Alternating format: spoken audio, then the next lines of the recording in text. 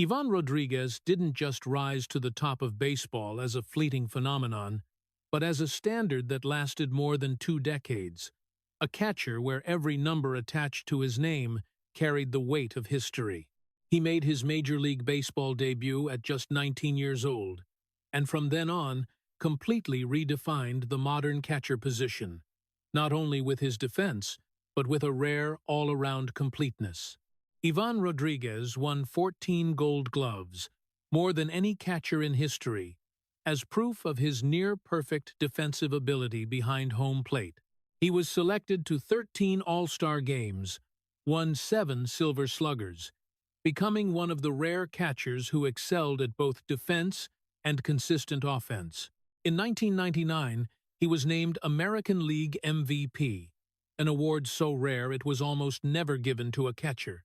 And in 2003, he was the spiritual leader who guided the Florida Marlins to a World Series championship, where his experience, composure, and command of the game became the foundation for the entire team. More than 2,800 hits, more than 300 home runs, a career that spanned multiple teams but always maintained the same rigorous standard, and the pinnacle was being elected to the Baseball Hall of Fame in his very first year of eligibility, an absolute recognition of a career that was not only great, but relentlessly enduring. But behind those glittering numbers, at age 54, Iván Rodríguez wakes up to a different reality, where past glory no longer makes the body move smoothly like before. His knees creak softly when he stands up. His lower back stiffens after decades of kneeling tens of thousands of times, and the hands that once caught 100-mile-per-hour pitches now carry constant, dull aches. Iván's pain doesn't come from a single accident, but from the steady accumulation of discipline, from the days he chose to take the field when his body was already warning him, from the seasons that never allowed a catcher to be weak or rest. But what keeps him standing isn't nostalgia for titles. It's the will that was forged very early. No complaining, no abandoning the role, no making excuses. He learned to live with the pain the same way he once lived with game pressure, adjusting every movement, accepting his body's slower rhythm, but never allowing himself to consider what he paid for it as meaningless. Iván isn't fighting to prove he was great. He's fighting to stay true to the person he chose to become, someone who fulfills his role to the absolute end, even when the price of that role is written plainly across his own body. If you want to continue stepping into the story behind those awards, where greatness is paid for with silence, pain, and unrelenting discipline, please subscribe to the channel so you don't miss the next part. If the first part was the moment the body spoke up to demand its debt, then this part forces us to turn back to where it all began. A place with no choices, no forks in the road, only one single path, named discipline. Iván Rodríguez was born in Puerto Rico, into a family where love wasn't shown through hugs or praise, but through demands to be correct, to be enough, to never be wrong. Iván's childhood had no concept of long dreams, no space to try and fail, because in that house, his father didn't teach his son how to dream. He taught him how to carry responsibility. Every morning, Iván learned that duty came before emotion. Every evening, he understood that silence was the safest way to survive. No one asked what he liked, what he wanted, because the only thing that mattered was whether he did it right or not. At an age when he should have been allowed to make mistakes, Iván early understood that mistakes didn't just bring punishment, they carried the risk of being excluded from the circle of acceptance. In that world, weakness wasn't seen as a human state. It was viewed as a flaw to be fixed, or worse, a sign you weren't qualified to stand firm. The boy Iván grew up with the cold realization that to survive, you first had to endure, and to be allowed to stay, you had to be stronger than the pain. No one sat him down to explain emotions. No one told him fear was normal or tiredness could be forgiven. Instead, Iván learned to swallow those things inside, to compress them the way he'd later compress pain during a game, because showing them outwardly meant putting himself in a weak position. Discipline in that family wasn't a tool to guide. It was the fence that shaped a person, and Ivan was molded to fit perfectly inside that fence, from an age too young to understand what he was losing. He trained not because it was fun, but because it was duty. He took the field not because of passion, but because it was the only place he knew he had to stand. The long practices, the strict demands, the unforgiving looks gradually created a quiet, reserved, self-disciplined child who was almost frighteningly so. Ivan didn't rebel, didn't resist, because he early realized that fighting discipline only brought more pain. Instead, he chose to turn discipline into his own flesh, so that every command was no longer external pressure, but an internal voice that never let him stop. That upbringing created a person who rarely complained, but also rarely knew how to find pure joy. A person so accustomed to enduring that he didn't even recognize he was enduring. While other children were allowed to dream about the future, Ivan learned to prepare for failure. While others were comforted after mistakes, he learned to stand up again in silence. It was within that absence of expressed love that a quiet seed of tragedy was sown. Not loud, not violent, but persistent and deep. This person wasn't raised to live fully, but to survive under pressure. Wasn't taught to listen to himself, but was trained to overcome himself at any cost. And many years later, when Ivan knelt behind home plate, when his body bore the harshest impacts of baseball, when he kept taking the field in pain without a word of complaint, that wasn't just the choice of a professional athlete. It was the reflex of a child who learned very early that enduring was the condition for being allowed to exist, and that love, if it came at all, always arrived last. That silence didn't come as a sudden decision. It grew up alongside Iván Rodríguez, seeping into every day, every smallest reflex, until it became the only way of existing he knew. Iván Rodríguez didn't resist, didn't rebel, didn't slam doors or argue, because he early understood that in his world, speaking up didn't bring safety. Silence did.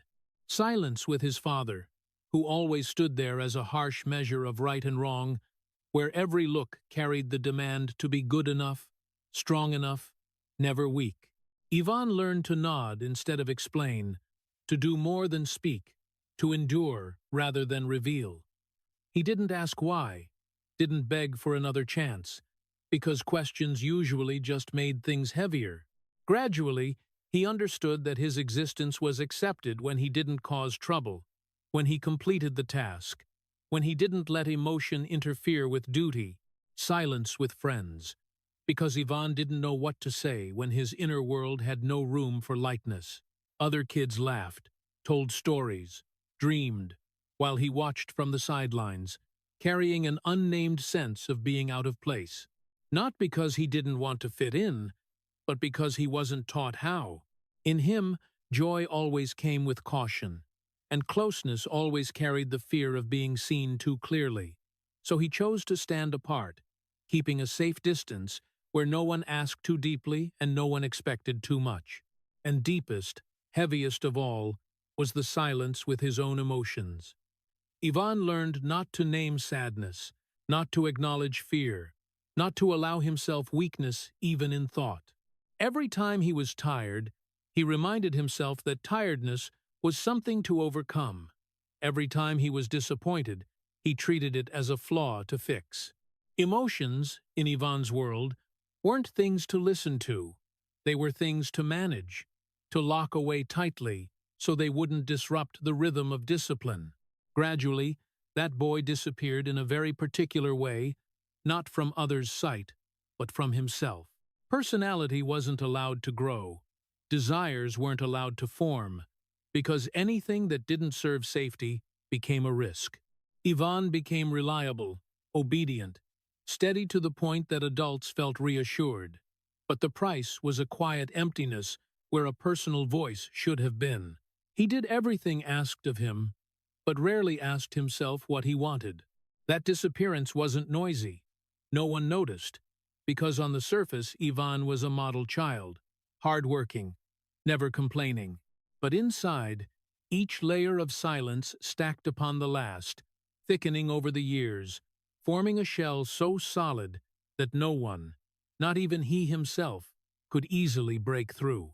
Within that shell, Iván learned to survive by not disturbing the world, and in return, the world didn't reach him either. It was an unspoken exchange, safety bought by shrinking himself. He wasn't taught that he had the right to feel. He was only taught that he had the duty to endure. And it was that seemingly harmless choice of silence that shaped the entire life ahead. When Iván later became the catcher, the one bearing the heaviest responsibility on the field, the one behind home plate controlling the breath of the whole team, that silence became an advantage. He didn't panic, didn't waver, didn't let emotion show. But at the same time, it also became an invisible cage, where he continued to lock himself in the role of being strong, in control, enduring without needing anyone to understand. The child who learned to disappear had become a man accustomed to standing alone, and within that steadfastness there was a quiet sorrow. Safety had been purchased at the cost of personality, of voice, of the ability to live fully as a human being. And from that moment on, the tragedy was no longer something to come. It was already silently present, waiting for the day it would be named by the wordless pains of the future. The quiet disappearance of his childhood and personality hadn't even had time to settle when another door opened too soon, too heavy, and one that didn't allow Iván Rodríguez to turn back. At 19 years old, when many other kids were still fumbling to find their place in the world, Iván stepped into Major League Baseball like an unwilling adult, carrying on his shoulders a responsibility that should have taken years to learn how to bear. Iván Rodríguez didn't get to go through a slow apprenticeship phase. There was no buffer zone to make mistakes, to correct them, to grow naturally. He stepped straight into the catcher position, the heaviest spot on the field, where every gaze, every error, every ounce of pressure converged on one single person. A catcher doesn't just catch pitches. A catcher reads the game, directs the pitcher, manages the tempo, takes responsibility for the entire defensive system, and more importantly, takes responsibility for the failures that no one else wants to carry. At 19 years old, Iván hadn't even had time to understand what a career really meant, hadn't even had time to call himself an adult, yet he had to act like a pillar, like the person the whole team leaned on to stay upright. No one asked if he was ready, because in this world, opportunity doesn't wait for full preparation, and responsibility doesn't care about age. Iván took the field with a body that was still young, a mind already accustomed to enduring, and a silence that had become his instinct for survival.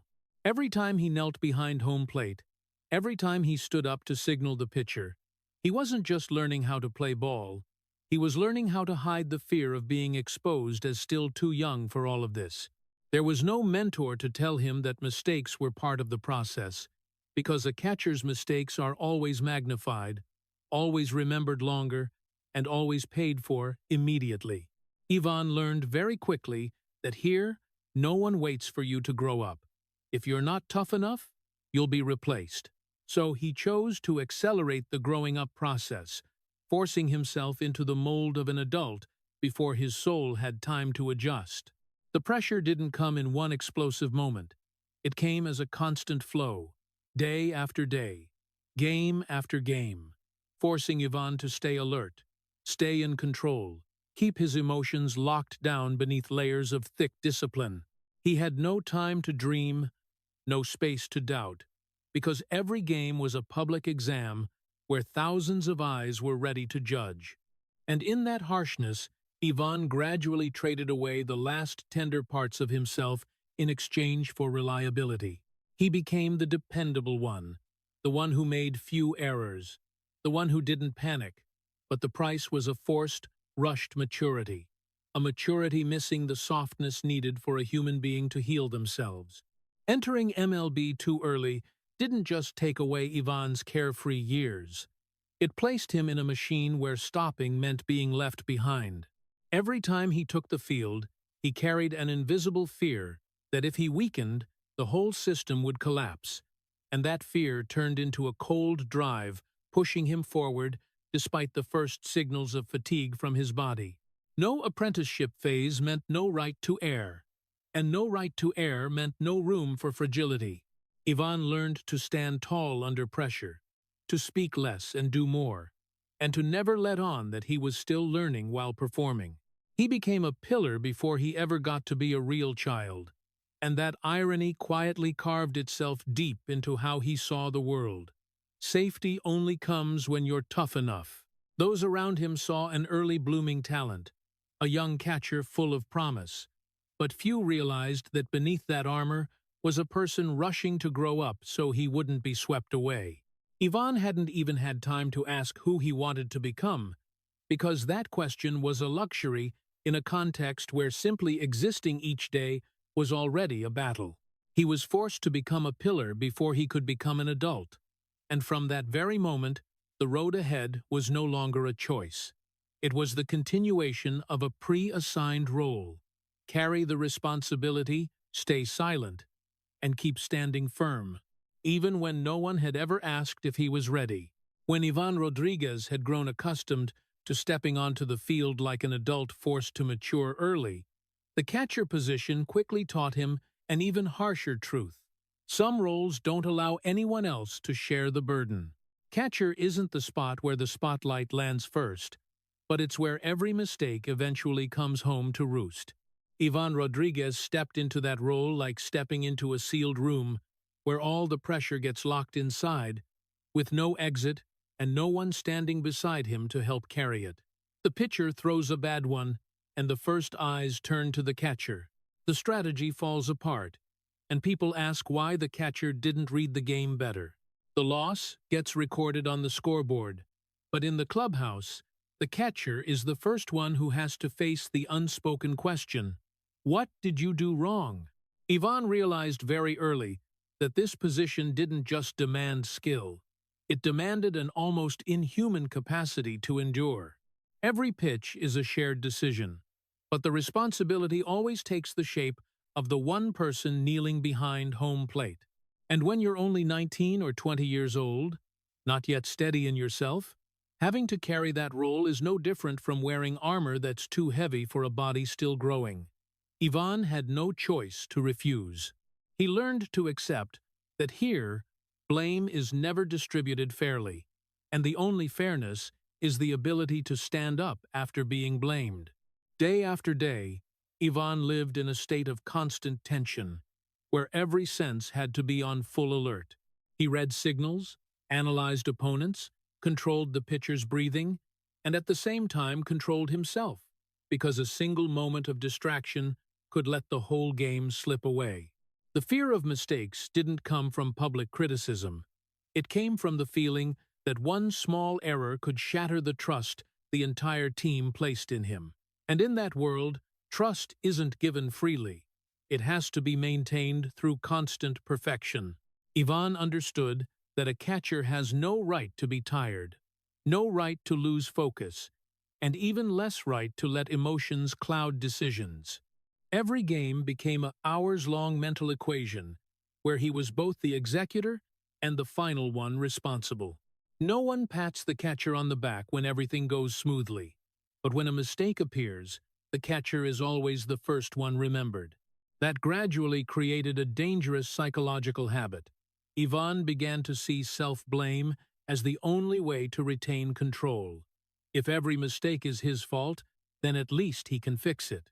And that very mindset pushed him into an inescapable spiral of tension, where every game was a new test of endurance. Responsibility not being shared meant there was no room for weakness to be shown.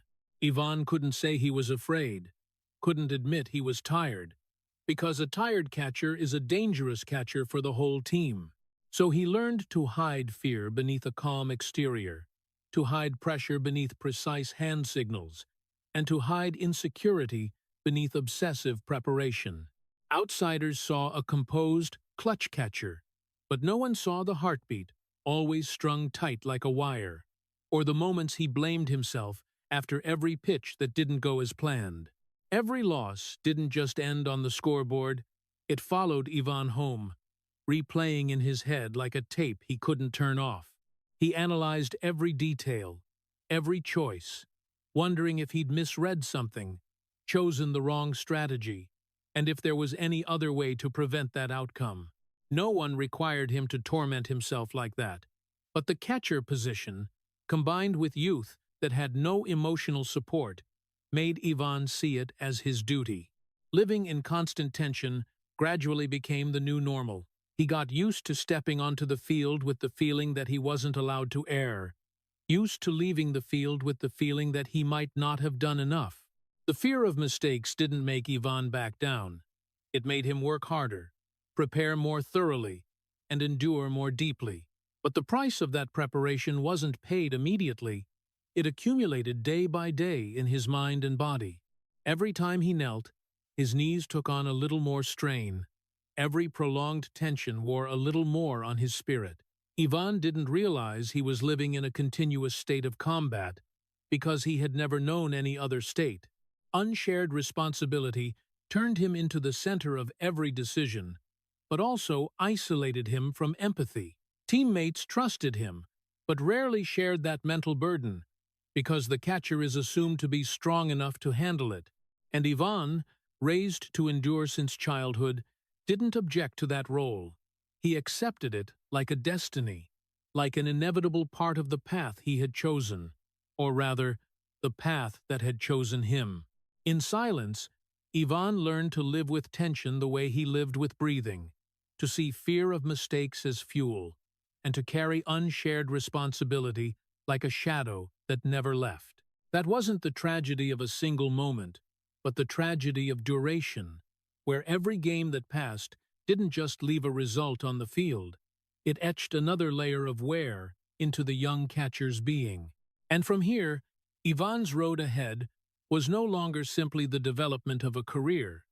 It became the process of a person gradually dissolving into the role until it became very hard to distinguish where Iván ended and where the catcher who was never allowed to err began.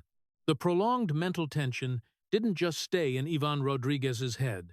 It began finding its way down into his body, quietly, persistently, and without mercy. Iván Rodríguez didn't even notice the exact moment when everything started to break, because it didn't come in a single collision. There was no clear crack, no date to mark on the calendar. It came little by little, the way rainwater erodes stone, until the stone no longer holds its original shape. Iván's knees were the first to speak up. Every time he knelt behind home plate, every time he popped up to throw, every time he twisted to tag a sliding runner at home, his knees bore a pressure that very few other positions in baseball had to endure. At first, it was just stiffness after games, a vague ache that Iván told himself would disappear after sleep. But it didn't disappear. It came back the next day, and the day after that, gradually becoming a familiar part of mornings, of warm-ups, of every short sprint on the field. His fingers were no longer the flexible tools they once were. Catching high-velocity pitches hundreds of times a week, year after year, caused his hand joints to swell, deform, and carry constant dull throbs that Iván learned to endure the same way he endured pressure. His lower back stayed rigid, like an overstretched cable, always on the verge of snapping but never allowed to relax. His body started sending warning signals, but his career didn't allow him to listen. At the catcher position, rest wasn't a right, it was a risk. Miss one game, and someone else takes your place. Miss too long, and the role might disappear. Iván understood that deeply, without anyone needing to remind him. So he chose not to rest, not to speak, not to admit he was hurting more than yesterday. In the clubhouse, Iván still prepared as usual, taping up neatly, warming up thoroughly, hiding the pain behind routines that had become rituals. He didn't want teammates to see hesitation, didn't want pitchers to sense instability, because a weakening catcher would shake the entire system. And in the world he lived in, shaking the system was unacceptable. Gradually, the sacrifice of his body stopped being a side effect. It became an unspoken, accepted part of the profession's structure. Ivan took the field in pain, not because anyone directly forced him, but because the entire environment around him simply assumed he would. Every game completed was proof he was still strong enough, and every piece of proof reinforced the expectation that tomorrow he would do it again.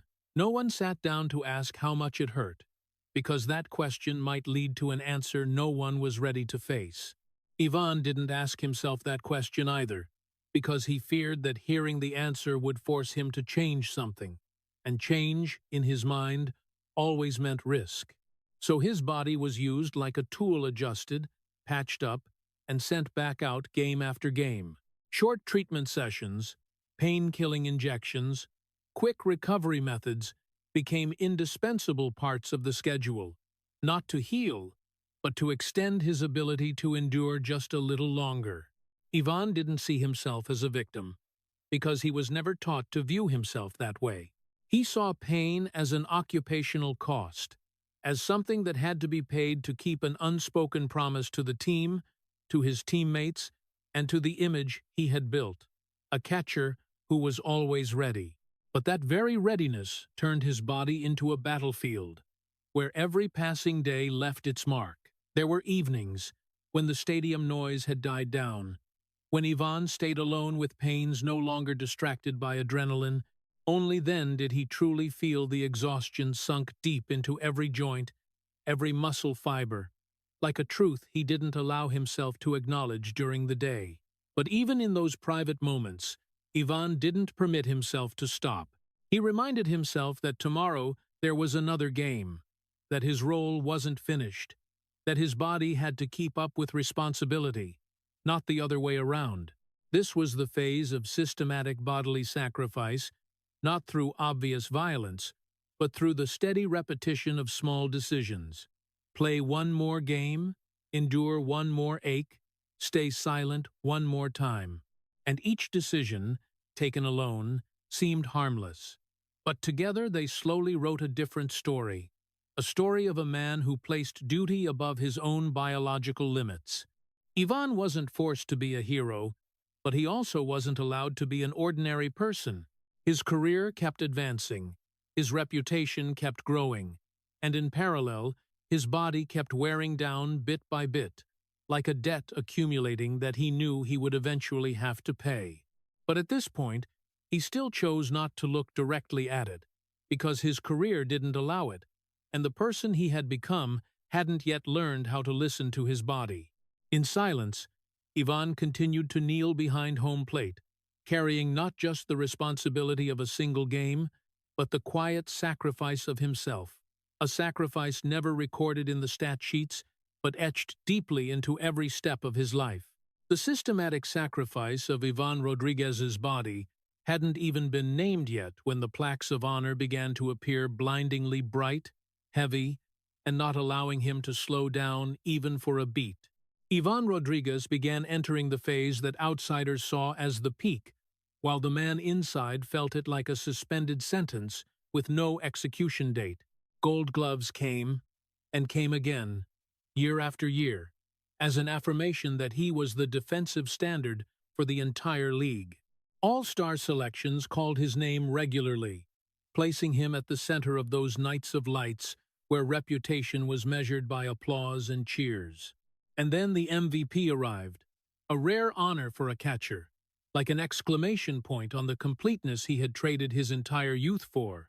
But in Ivan's world, awards were never full rewards. They were stamps sealing his role, confirmations that he was not allowed to be different. Each Gold Glove didn't just say he had defended excellently, it said next year he had to do it again, even better. Each All-Star call wasn't just pride, it meant a denser schedule, more travel, more days without rest for his body.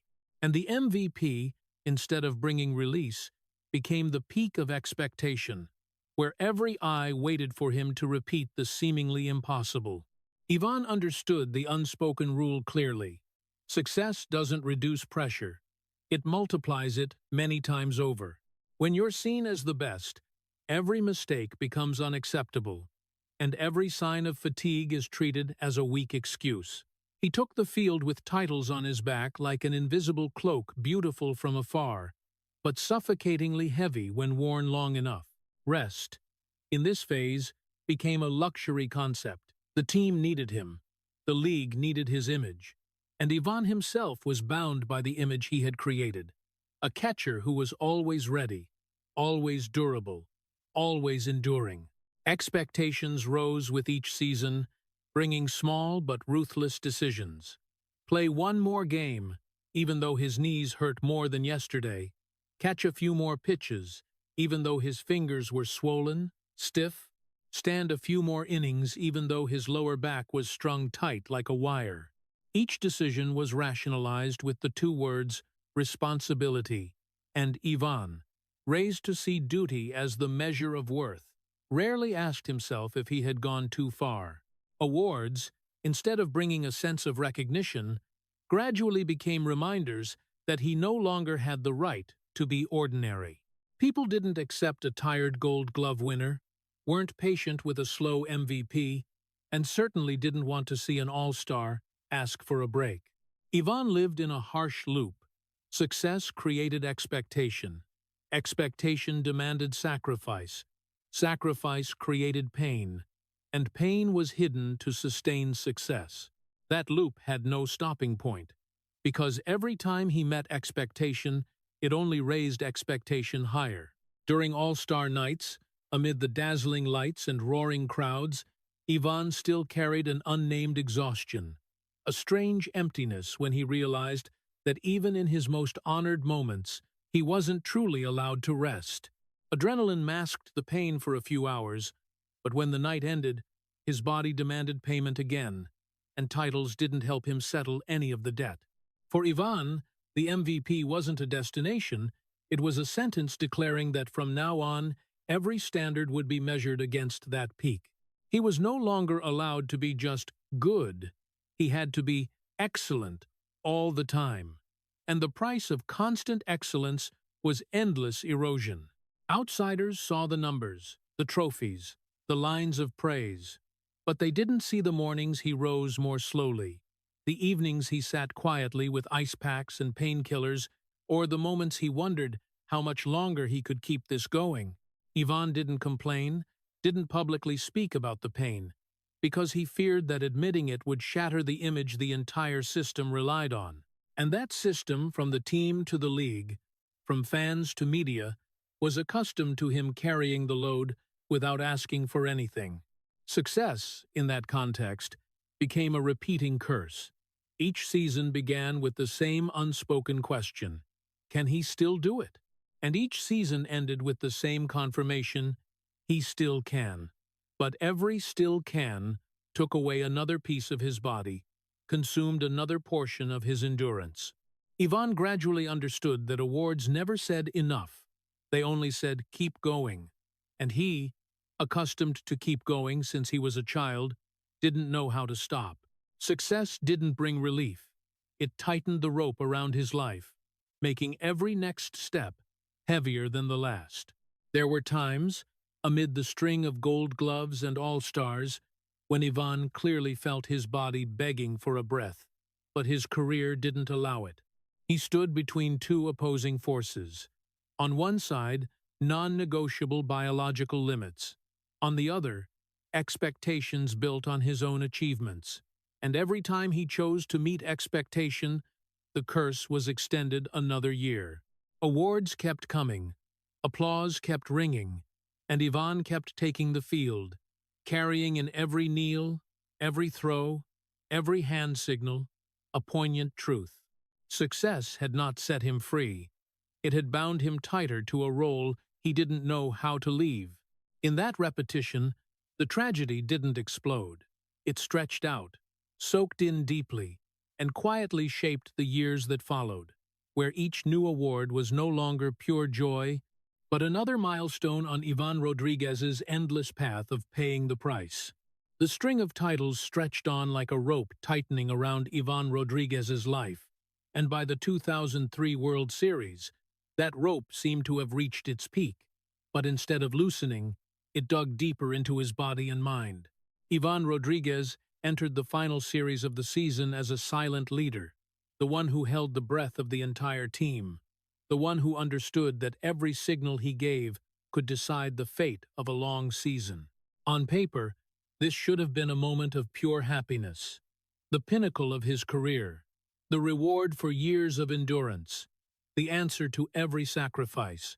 But reality was different.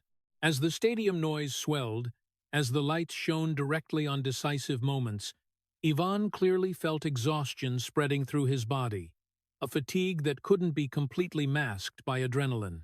He took the field not with the soaring feeling of someone about to touch glory, but with the mindset of someone trying to hold himself upright for just a few more steps. The 2003 World Series didn't come to Iván like a celebration. It came like a final exam, where every limit was pushed to the edge. Every time he knelt behind home plate, his knees reminded him they had endured too long. Every time he stood up, his lower back stiffened as if resisting. Every catch was a reminder that his fingers were no longer intact, like in the beginning. But he was still there, because there was no room for hesitation when things had gone this far. When the series ended, and the championship belonged to his team, the moment that should have exploded in joy unfolded in a completely different state.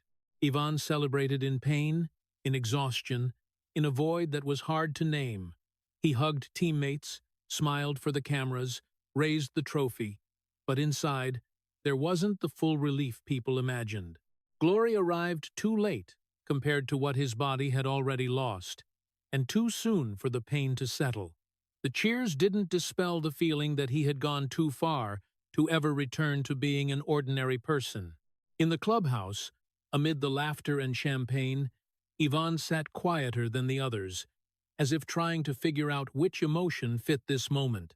He knew this was a peak very few reached, but he also knew this peak didn't free him from the role, from expectations, from the familiar loop of sacrifice. The 2003 World Series, instead of closing a chapter, opened a bitter truth.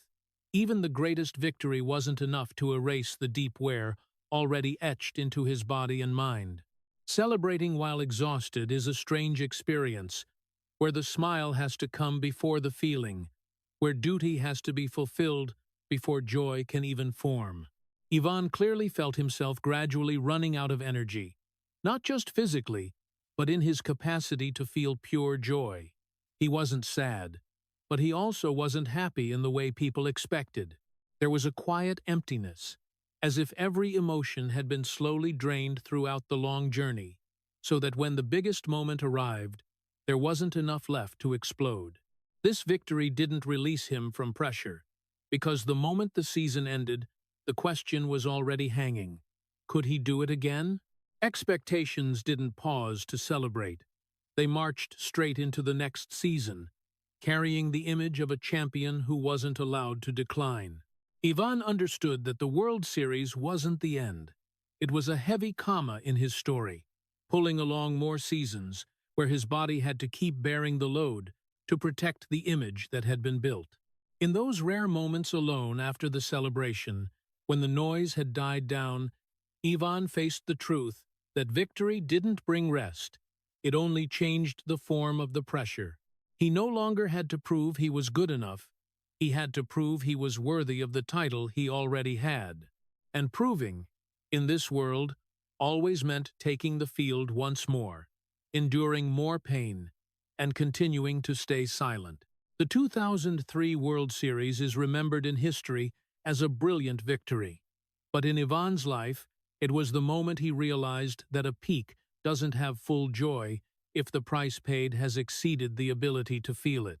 He didn't resent it, didn't regret it, because a person raised to endure like him wasn't used to questioning fairness. But in that silence, something had changed. Iván began to understand that victory isn't always a reward.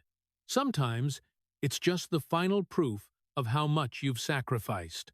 And from that moment on, his tragedy no longer lay in what he hadn't achieved, but in achieving everything in a way that made joy fragile. The 2003 World Series, with all its light and glory, became a peak without release, a historic moment built on exhaustion where Iván Rodríguez stood amid glory, feeling himself quietly drifting farther from his own self than ever before. After the 2003 World Series, as the lights dimmed and the cheers lived only in memory, Iván Rodríguez stepped into another role, heavier than any title. The captain whom the entire clubhouse relied on, but whom few truly reached.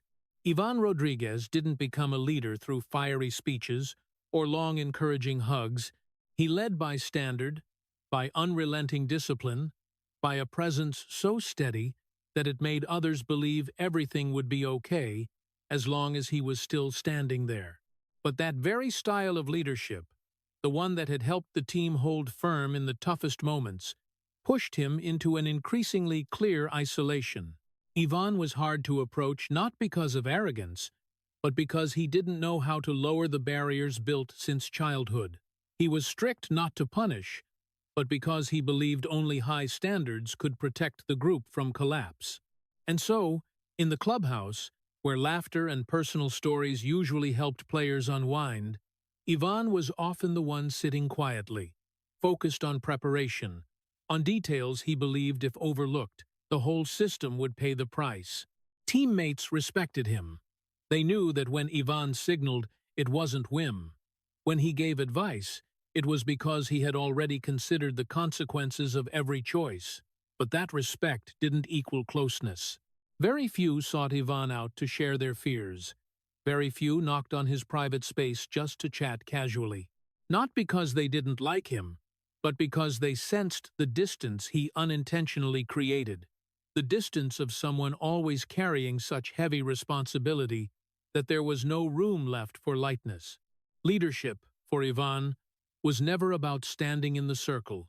It was about standing on the edge, observing everything and making sure no one fell. He corrected carelessness when he saw it, reminded when he saw complacency, and sometimes that directness was mistaken for coldness. There were young players who looked at him with awe, mixed with caution, because they knew Iván wasn't lenient with mistakes, and even less with lack of preparation. But few saw that behind that sternness was a very human fear. The fear that if he let go, the whole team would pay, just as he had learned very early that a mistake wasn't just an experience, it was a risk of being eliminated.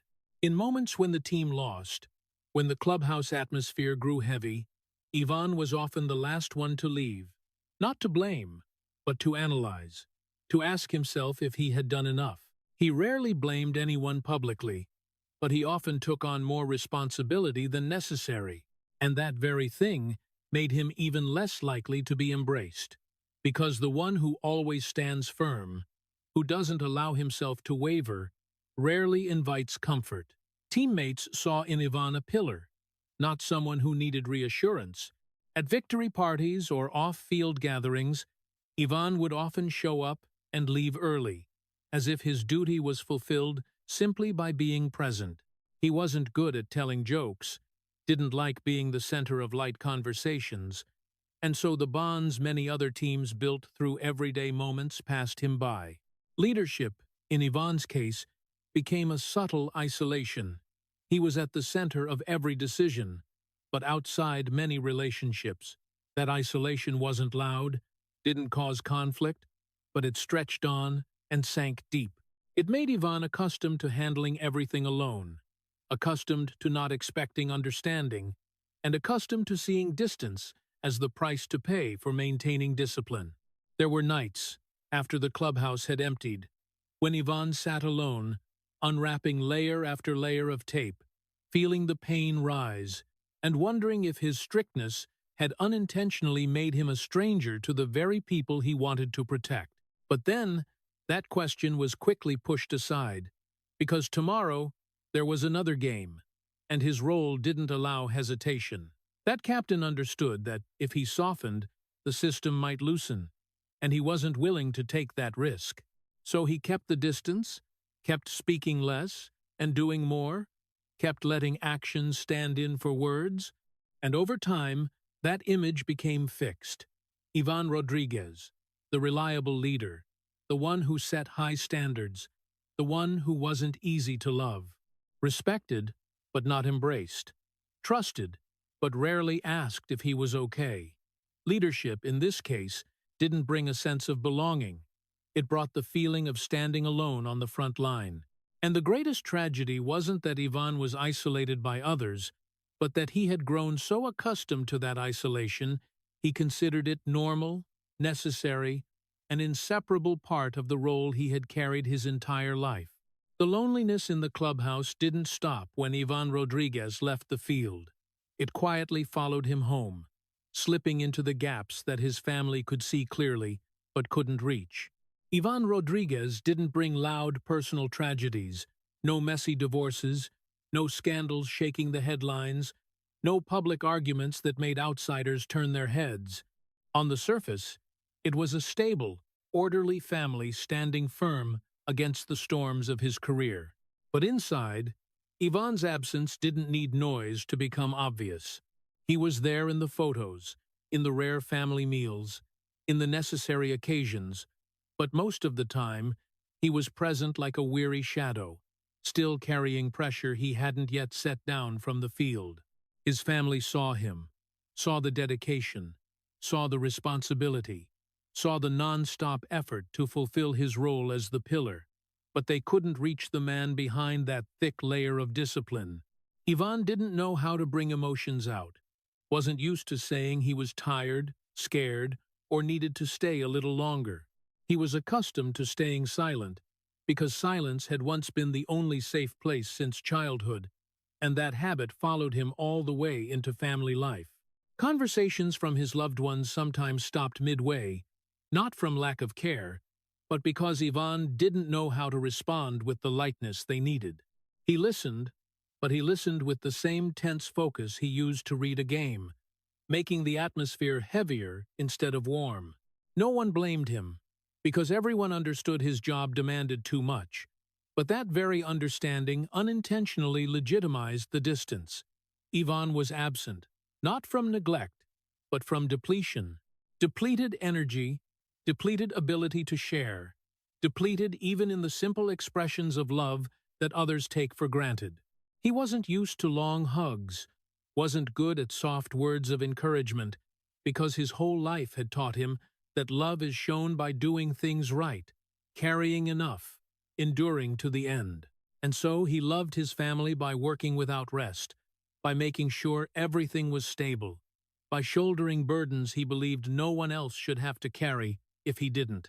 But that love, though sincere, was hard to feel fully, because it lacked the emotional presence his family needed. There were evenings when Iván came home with his body exhausted, knees aching, lower back rigid, and in those rare moments, he just wanted to sit still, not speak, not think, not have to make any more decisions. His family was there, saw him there, but didn't dare disturb him, didn't know what to ask, because they had grown used to the image of an Iván who needed quiet more than conversation. The distance wasn't created by conflict, but by excessive respect, by an invisible fear that touching his emotions might make everything collapse. Iván, in his role as husband and father, kept the same standard of responsibility as on the field. No giving up, no shirking, no slacking. But that very standard kept him from allowing himself weakness even in the place that should have been safest. He didn't know how to say he needed rest, didn't know how to ask for understanding, because his whole life he had never learned those things. His family, therefore, gradually learned to live alongside his silence, accepting that love here wasn't loud, wasn't expressive, but existed as a solid yet cold foundation. No storm swept through, no shock forced everyone to confront and change, just a quiet, growing apart over the years. Iván didn't realize he was drifting away, because for him, continuing to carry responsibility was the highest form of presence. He believed that as long as he stood firm, everything else would be okay. But there are gaps that persistence alone can't fill, gaps that only need a word, a gesture, a moment to allow himself to soften. And that was the hardest thing for Ivan to do. His family tragedy wasn't in what broke, but in what was never built enough. His family saw him every day, but couldn't reach the man who had grown accustomed to hiding emotions behind discipline. No one left anyone, no one hurt anyone, obviously, but the absence was still there, like an empty room in a full house. Ivan loved his family the only way he knew, but the price of that way was loneliness spreading from the field into his private life. And in that silence, he kept believing he was doing right, that enduring a little more would bring safety for everyone. No one told him that sometimes safety also needs closeness, and that responsibility can't replace emotional presence. But Ivan had gone too far down the familiar road to turn back easily, and so his personal tragedy continued to exist as a wordless distance, where his family saw him very clearly, but couldn't reach the man who had grown used to living behind that layer of silence. After years of trying to keep everything in silence, Iván Rodríguez's body finally stepped into the light and spoke for him not with words, but with an undeniable public rebellion. Iván Rodríguez entered the final years of his career with a new, painful, irreversible realization. Discipline had taken him very far, but it no longer had the strength to force his body to obey. Standing up began to require preparation, no longer a reflex. Kneeling behind home plate was no longer a familiar posture, but a decision to weigh, because every kneel sent pain surging straight into his knees, down to his ankles, bringing numbness he couldn't ignore. Recovery slowed to a frightening degree. The pains no longer vanished after one night's sleep, but lingered, persistent, as if his body was reminding him it had done more than its share for a very long time. Ivan once believed that if he prepared thoroughly enough, trained hard enough, endured enough, his body would keep obeying. But the reality of those final years forced him to face a different truth. There are limits that willpower cannot negotiate. He began needing more time to warm up, more tape to take the field, more nights to try finding a sleeping position that didn't trigger pain. Mornings no longer started with readiness, but with checking what his body would allow him to do that day. Ivan could no longer fully hide the fatigue. It showed in every slowed movement, every more cautious step, every moment he had to stand still a few extra seconds before moving on.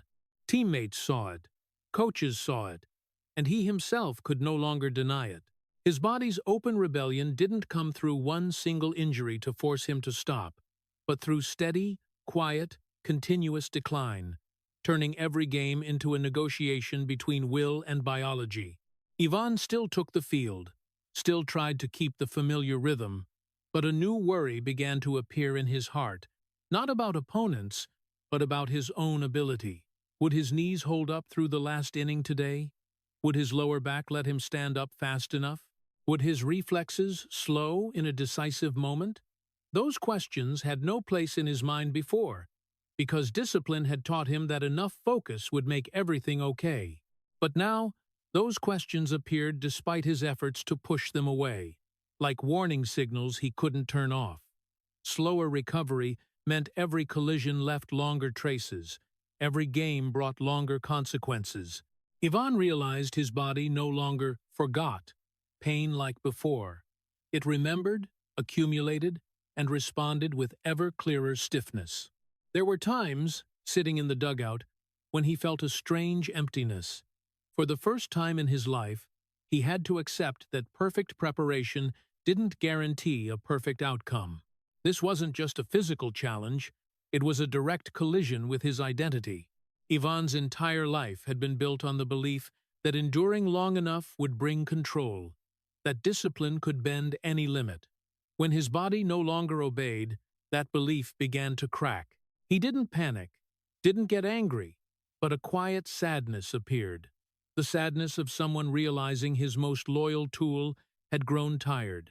Ivan still tried, because that's what he always did, but the effort now carried a different awareness. Each time on the field might be one fewer. Each game might be one step closer to the end. No one said it out loud, but it hung in the air, in the way people looked at him, in the way he looked at himself. His body's open rebellion didn't just change the pace of play, it changed how Ivan understood his career. He began to see clearly that what he had built couldn't last forever, and that continuing to take the field was no longer a given. It was a choice that cost more than before. Standing up was harder, kneeling hurt more, recovery was slower, and in each slowdown, Ivan was forced to learn a lesson he never wanted to learn. A person cannot defeat time with willpower. This was the phase where silence could no longer hide everything, where his body spoke, what his mind had delayed too long. Ivan began to understand he had reached the boundary not of talent, but of biological endurance. And that understanding didn't bring relief. It brought a deep poignancy, because it came after too much had already been traded away. But in that poignancy, there was also an undeniable truth. He had gone so far that only when his body rebelled openly did he allow himself to admit that discipline, no matter how strong, cannot command time. When his body had spoken long enough and clearly enough, the moment Iván Rodríguez left the field didn't come as a loud event, but quietly arrived on what seemed like an ordinary morning where silence spoke for everything. Iván Rodríguez didn't hold a grand press conference, didn't stand before a sea of people to read a farewell speech, didn't have an extended tribute ceremony to close a historic chapter. His retirement had no trumpets, just a painfully simple reality. On that day's lineup sheet, no one called his name anymore. The role left before the person had time to prepare. Ivan woke up, followed routines ingrained for decades, prepared for a day he thought he still belonged to, only to realize everything had shifted without asking permission or offering explanation. No one needed that endurance anymore. No one waited for him to kneel behind home plate.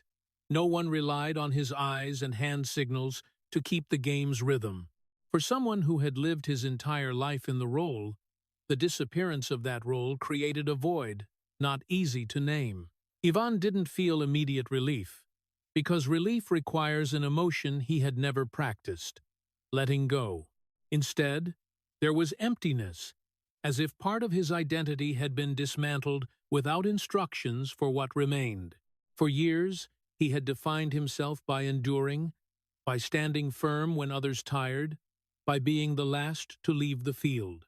When that was no longer needed, Ivan was forced to face the question he had postponed too long. If I'm no longer a catcher, who am I? The mornings without a lineup calling his name brought long days without familiar schedules, without tense warm-ups, without the crack of ball into glove like the heartbeat of life. Paradoxically, his body still carried the same pains, as if reminding him the price had been paid in full, even though the job had ended.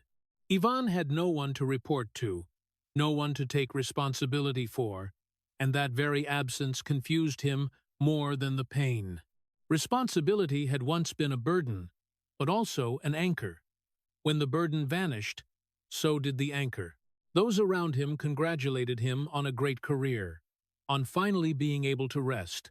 But Ivan needed time to understand what rest meant when his whole life had been built on endurance. No farewell ceremony meant no official moment to close things, no clear line between before and after. Retirement came as a cold administrative fact, leaving him with longer mornings, wider silences, and a feeling that he had been pulled from a system where he once was the center. Losing the role didn't just take away the job, it took away the language Ivan used to understand himself. With no games to prepare for, he had to face thoughts that had never had space before: fatigue, regret, and a hard-to-name sadness for having gone too far down a road that, when it ended, had no signs pointing back. Ivan wasn't angry, wasn't bitter, because he had never allowed himself to react that way. But beneath that outward calm was a deep poignancy. This man had been raised, trained, and used to endure, and when endurance was no longer needed, he had to relearn how to exist as an individual. There were days when Ivan sat still for a very long time, listening to the familiar pains, and wondered if he could have stopped earlier, if there was another way to end without leaving such a large void. But then he reminded himself that those questions couldn't change reality, and that he had done the only thing he knew how to do: stay until no one called his name anymore. Retirement, in this story, wasn't a reward for the career. It was a silence that forced the person to redefine himself. Ivan stepped off the field not with a sense of completion, but with emptiness, like a room stripped of furniture, but still bearing the marks of what once was there. And in that emptiness, the tragedy wasn't that he no longer played, but that he had to learn how to live when no one needed the endurance he had given his entire life.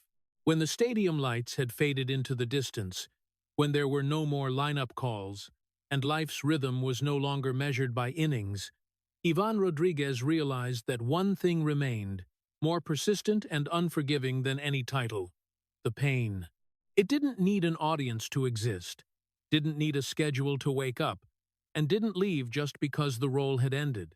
After retirement, his body didn't enter a state of rest, as people usually imagine. It entered another phase, where every debt recorded over many years began demanding payment all at once. Chronic pain became the baseline of every day, not explosive, but persistent enough to change how he stood up, how he walked, how he sat down.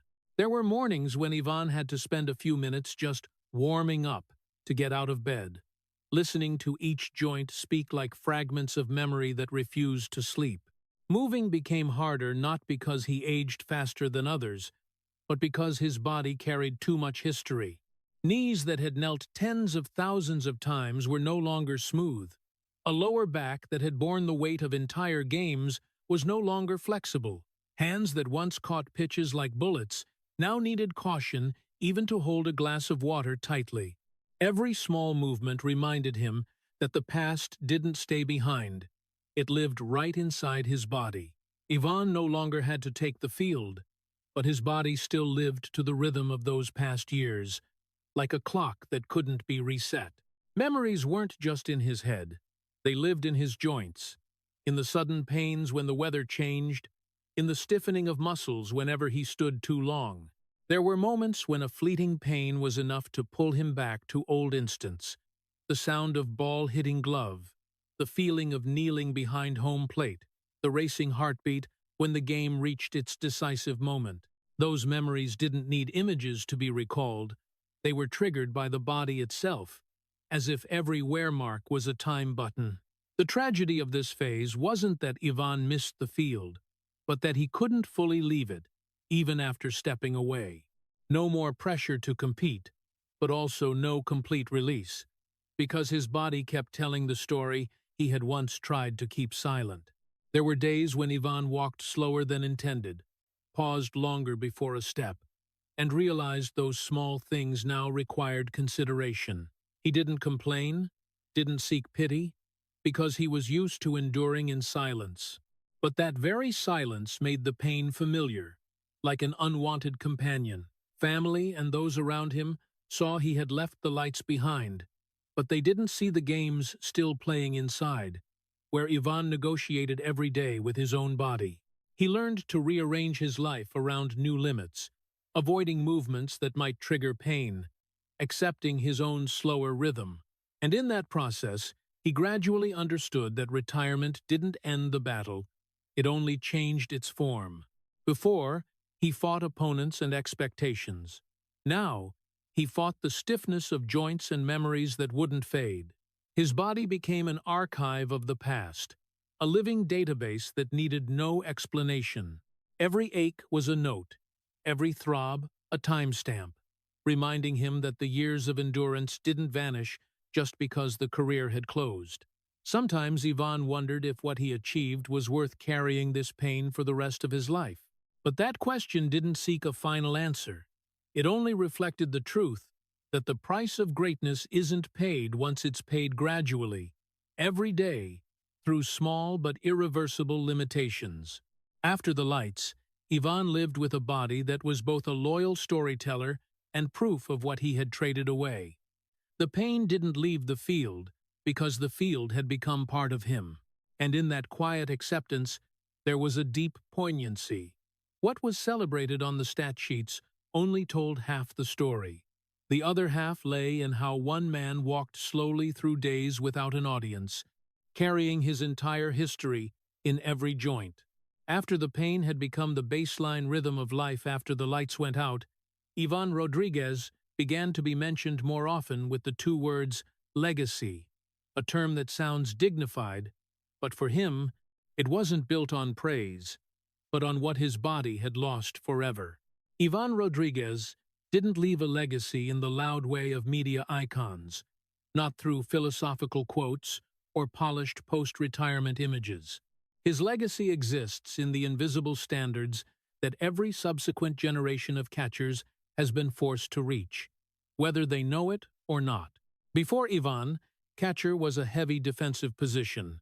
After Iván, it became the tactical center, where intelligence, reflexes, discipline, and endurance had to coexist at the same time. He didn't just play the position, he redefined it with his own body. The modern catcher standard wasn't written in coaching manuals. It was written in thousands of kneels, stands, signals, collisions, and continued silences. Iván became the mirror of responsibility in the harshest way. No blaming, no avoiding, no choosing the easier path. When the pitcher made a mistake, he carried it. When the strategy collapsed, he stayed. When the team needed an anchor, he stood there, even when his body rebelled. That legacy doesn't take the shape of a romantic hero, but of someone who accepted being the foundation so others could shine. He endured so others didn't have to, and that very fact makes his greatness hard to tell in full. Young catchers entering MLB afterward benefited from the standards Iván set: more thorough preparation, clearer leadership roles, and the recognition that a catcher isn't just the guy catching pitches, he's the second brain of the team. But few see the price of that shift, the price paid with gradually worn knees, a lifetime of rigid lower back, mornings after retirement when he couldn't stand up right away. Iván's legacy isn't in how much he's remembered, but in how he changed expectations for a position that few before had dared to carry so completely. In American sports culture, where success is often told through explosive moments, Iván's legacy is a paradox. The more silent it is, the wider it spreads. He didn't need to stand on a high podium to talk about responsibility, because his entire career was a wordless speech about fulfilling a role to its absolute limit. And precisely because there was no clear climax, that legacy is easily reduced to numbers, to titles, to cold stat lines. But behind those numbers is a man who sacrificed the ability to live lightly in exchange for stability for the collective. Iván didn't demand anyone acknowledge that sacrifice because he was never taught to ask for recognition. He just did what needed to be done, repeating it day after day, until it became the standard. And when the standard is set, the one who set it is often forgotten within the very system they created. Legacy, in this case, is the sacrifice no one sees enough of, because if they saw enough, it might be too painful to accept. Iván Rodríguez didn't leave a beautiful story to tell. He left a heavy responsibility to inherit. Those who came after may not carry the same level of pain, thanks to advances in medicine, load management, and better awareness of player health. But that very fact highlights the truth that one generation endured more to pave the way for a more humane future. Iván was one of those people. His legacy doesn't shine like stage lights. It smolders like a foundation, where every brick is soaked in sweat, blood, and silence.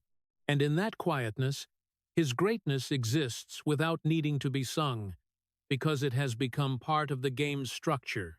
The one who endured so others didn't have to, the one who sacrificed so the position would be more respected, the one who turned pain into a standard that is the true legacy of Iván Rodríguez, a legacy built with blood rather than praise, and therefore it will remain long after every round of applause has faded. After everything he went through, Iván Rodríguez's story doesn't close with a belated victory moment. No miracle arrives to return his intact body, and no touching resurrection makes all the pain worth it. At 54 years old, Iván Rodríguez stands as a man who didn't collapse, but who has been worn down to the core, not by a single fatal blow, but by decades of repeating the same action, the same responsibility, the same silence. He didn't fall apart, but he's also no longer whole enough to call it a victory. There's no final scene where he steps into the light with a smile of release, because this life never promised him that. Iván exists as a living testament to the rawest truth of elite sports. Some people are born to carry, and when they carry long enough, they no longer have the strength to stand straight, even though their spirit never surrendered. At 54, Iván doesn't wear medals on his chest. He carries history in his body. His knees are the record of thousands of kneels, stands, twists under pressure few dared to bear. His back is the result of years holding rhythm for an entire system, where every mistake could become disaster. His hands, once precision instruments beyond ordinary, now bear the marks of high-speed throws, collisions, and unrelenting time. That body no longer serves the field, but it also doesn't return to him the lightness of someone who has completed the mission. It exists as a living archive, where every pain is an indelible line of history. Iván doesn't promise that everything will be okay, because his own life proves that not every sacrifice is repaid with peace. He also doesn't comfort anyone with flowery words about resilience, because his resilience isn't inspiring in a comfortable way. It's rough, heavy, and leaves consequences. This man wasn't saved from the price he paid, and he doesn't try to turn the pain into a beautiful myth. He simply exists with the truth that he did what needed to be done, fulfilled the role at the right time, and paid the full price. There's no final victory to close it out, because Iván's victories, if any, happened day by day in silence, and ended long before his career did. What remains isn't glory, but exhausted endurance. Iván didn't fall, because he never allowed himself to fall. But not falling doesn't mean being whole. It means accepting to live on in a worn-down state, where every movement carries the memory of what was traded away. This isn't a story to comfort the viewer, nor one that promises sacrifice always leads to happiness. It only leaves a cold but necessary truth. Some people used their entire lives to keep the system running, and when the system no longer needed them, they were left with the very scars that work inflicted. Iván Rodríguez, at 54, is no longer the catcher, no longer the captain, no longer the pillar everyone leaned on. He is only a man carrying his entire history in his knees, back, and hands. No miracle, no resurrection, no final victory. Just the bare truth standing there, uncovered, unsoftened, and not asking for sympathy. And perhaps, precisely in that truth, Iván's story becomes most worthy of respect, because it doesn't try to become a legend, it dares to remain with the real price of greatness. Looking back at the entire story of Iván Rodríguez, the lingering emotion isn't the thrill of titles, but a deep sadness and compassion for a man who lived his role so fully that he traded himself away. The story shows that Iván's tragedy didn't come from failure, but from success that lasted too long. From a child raised with discipline instead of love, Iván learned silence, endurance, and task completion. When he stepped into MLB at 19, not yet mature in spirit, he had to carry the catcher position where every mistake landed on one person. The image of him kneeling thousands of times behind home plate, only to need to hold onto a chair to stand up at 54, is the most heartbreaking detail because it shows his body paid the price in place of the system. Gold gloves, all-stars, MVP in this story aren't rewards, they're suspended sentences, bringing rising expectations, reduced rest, and prolonged pain. Even the 2003 World Series, the supposed peak of happiness, appears as an empty victory, where Iván celebrated in fatigue and exhaustion. In his personal life, the tragedy is even quieter. No divorce, no scandal, but emotional absence. A family that sees him but can't reach him. The lesson for Americans from this story is very clear. Society glorifies endurance and responsibility. But if limits aren't set, endurance becomes self-destruction. Success shouldn't be built on silence in the face of pain. And true legacy isn't just victory. It's how people are protected after they've given everything. Iván Rodríguez is honored not because he's immortal, but because he dared to pay the full price for his role. A truth that is both admirable and heartbreaking. If Iván Rodríguez's story makes you pause and reflect on the real price of greatness, please subscribe to the channel to continue joining us on these honest journeys behind the glow of sports glory. Thank you for staying until the very end, and see you in the next video, where legends are told not through victories, but through the truths they had to carry for the rest of their lives.